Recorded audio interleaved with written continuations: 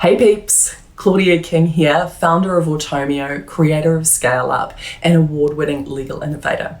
In today's video, I'm going to share with you my 5 non-negotiable must-dos for entrepreneurial female lawyers. So let's get into it.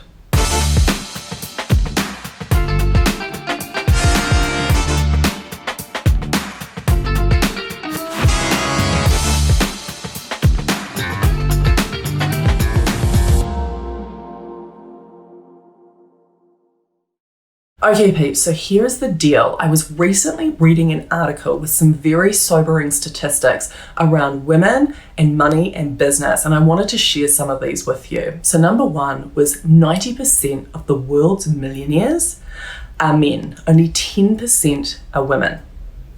Number 2 is only 2% of women-owned businesses ever earn more than $1 million per year in revenue.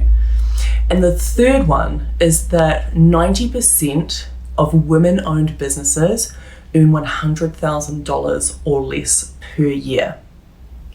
So when I was reading these statistics, I suddenly started wondering about the legal industry and, women law firm owners compared with male law firm owners. And I went away and did some research, and this is what I found out. So on average, male sole practitioners and small law firm owners earn $220,000 per year. And female sole practitioners and law firm owners, small law firm owners, earn $136,000 per year. So that's an $84,000 difference.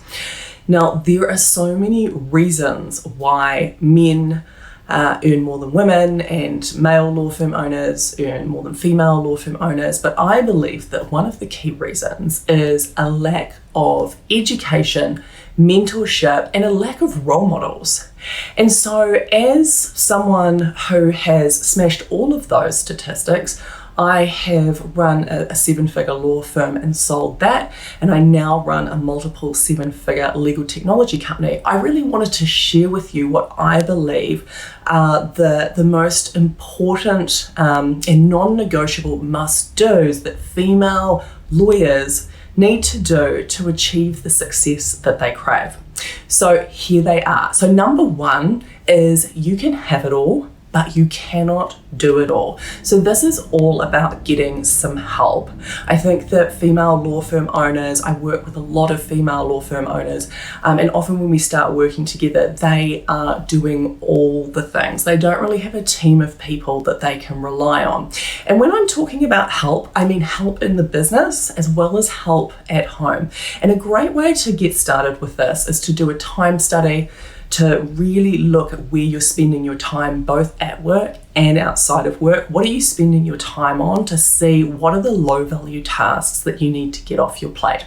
So for example, if you're spending 5 hours doing the laundry every weekend, then that's a pretty good sign that you should probably be getting some help with laundry, whether you outsource it to a laundry service or you bring in a housekeeper to help you with that. Because weekends, that's time that you could be resting to prepare yourself for the week and spending great time with your family, and getting prepared to go into your business the next week and start to make the moves that you need to make to grow it. So that's number 1. You can have it all, but you cannot do it all. So hire some help. Number 2 is boost your boundaries. So for many of us as women, we have been taught to put everybody else's needs before our own. And often as a result, we do not have very good boundaries with people, and we really struggle to set good boundaries. And so because of that, often there's a lot of behavior from other people in our lives that really impacts us and sort of robs us of time and energy. So setting some boundaries is really important. So this is with everybody. This is setting boundaries with your children, setting boundaries with your partner or spouse, setting boundaries with family, setting boundaries with clients, setting boundaries with friends. So a couple of examples. Clients often think that they can contact you anytime they like. So setting some boundaries around when you actually will be available to speak with them is really good. I did this not long after I had my first first child, and I was really worried about setting boundaries with my clients around when they could talk to me and when they couldn't. And I thought that I would lose them as clients because I thought that they just would expect that I would always be available for them. And so I was really nervous about telling them that I was only available to talk to them between certain hours on these days. But when I did tell them, they were all very supportive and they said, good for you. And they all really respected those boundaries. So it might not be when you deliver the news that you're not going to be available day and night. It might not be the epic blowout that you're expecting it to be. So that can be a really good one. Another one that I recently had is I was in a 3-hour board meeting and my husband was texting me to ask me where my son's yellow swimming cap was because they were going swimming, they had a swimming lesson and he couldn't find the yellow swimming cap. And again, that was a really good chance for me to have a good conversation with my husband about boundaries and how, when I'm at work and you can't find something like that you can easily buy when you get to the swimming pool, it's just not something that you can text me about during my work hours. So setting boundaries. Another one that that can be really, really beneficial is setting boundaries with friends and family members around, conversations and what you will talk about, because you don't want a whole lot of people who whinge about things and whinge about their partners and whinge about their lives being part of your life. Like that is just, negative energy that will drain you of energy that you're letting, that's coming into your life. So setting some boundaries with people around, what you're willing to talk with them about and what you're not is also a really powerful boundary to set. So that's number 2, boost your boundaries. Now, number 3 is be honest with yourself. So what do you want? What do you want? Have you ever asked yourself that question? And if you have, can you answer it? Often I find that female lawyers are so busy serving clients, looking after their families, doing all the things that they just don't even give themselves the mind space to actually think what it is that they really, really, really want. And so if you can't answer that question, then you are not alone. With all the women lawyers that I work with, more often than not, when I first ask them that question and sort of get them to visualize what it is that they actually want, they really struggle with that initially. So being really honest with yourself about what you want is super important, because I think that a lot of women lawyers are a lot more ambitious than they are willing to admit. And it's that ambition and those goals and those things that will help drive you and help keep you on track and help you, through the ups and downs of the journey that you're going on to grow your law firm. So that's number 3, be honest with yourself. What do you want? Number 4 is work your strengths. So you may have heard me talk about this before. This is one of my all-time faves. Working to your strengths is all about knowing about what you're naturally strong at and making sure that you do that as often as possible. Ideally at least 80% of the time. So this is not about what you're skilled at, what you learned at university, what you've learned on the job. This is like the strengths that you were born with, the things that you're inherently amazing at. And often people don't know what those are. So if you don't know what they are, then that's fine. You can go and find out. And the way to find out is by doing some sort of a personality test or strength test. There's Strengths Finders, there's DISC, there's Colby. There's a free one available at 16personalities.com, and start to learn more about who you are and what it is that you're amazing at, so that you can do more of that.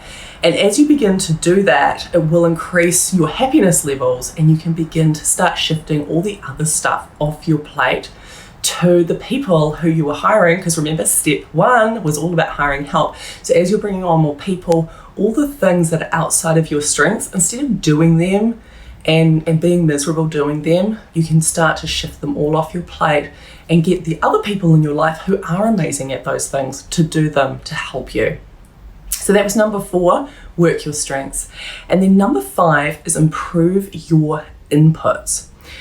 So up until recently, like up until a year ago, I was very focused on output, so very focused on results, very focused on achieving this goal around revenue, and very focused on generating this number of leads per month, and very driven by achieving this profit figure. And whenever I've worked with business coaches over the years, they have always been very output focused as well. And so we've set big goals, and it's been all about working towards those goals. But what I've learned over the last year is all about focusing on inputs rather than outputs. And it is very important to have great, big, amazing goals, absolutely. But it's also very important to focus on the small things that you do every day that, accumulate and mount up and help you to actually achieve the outputs or the goals that you've set for yourself.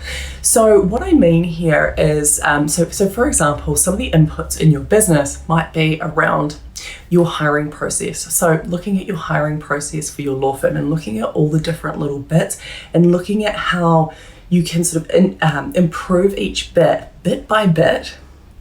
And overall, these small changes that you can do on a consistent basis can really, really improve your law firm, because it will really improve your hiring process, and as a result, you'll be able to bring on way more amazing people. So instead of focusing on, hiring 3 more people, it's about focusing on the hiring process and all the little inputs that go into that and improving those consistently over time. Another example is around your marketing funnel. So you'll probably have some sort of an online marketing funnel at your law firm. So it's about breaking that into bits and looking at the different bits and really working on improving them consistently over time to really improve the inputs. You can also really improve the inputs when it comes to your personal life and your health and well-being as well. So thinking about inputs like, what sort of food are you putting into your body? What sort of exercise are you doing every day? How are you starting every day? What is your morning routine, and what is your how are you ending each day to set yourself up to have a great day the next day? So what is your evening routine? These are all little inputs that if you do them on a consistent basis, it means that you're going to greatly increase your chances of achieving the big goals that you've set for yourself. So that is number 5, improving your inputs. So let me just recap the 5 non-negotiable must-dos for entrepreneurial female law firm owners are: number 1, you can have it all, but you cannot do it all. Number 2, boost your boundaries. Number 3, be really honest with yourself about what you want. Number 4, work your strengths. And number 5, improve your inputs. If there's anything these past months have shown us, it's that the time to make lasting, impactful change in the legal industry is right now. So I want to challenge you to shake things up and create change today. If you enjoyed this video, please subscribe to our YouTube channel and share this video with your lawyer friends. See you next week.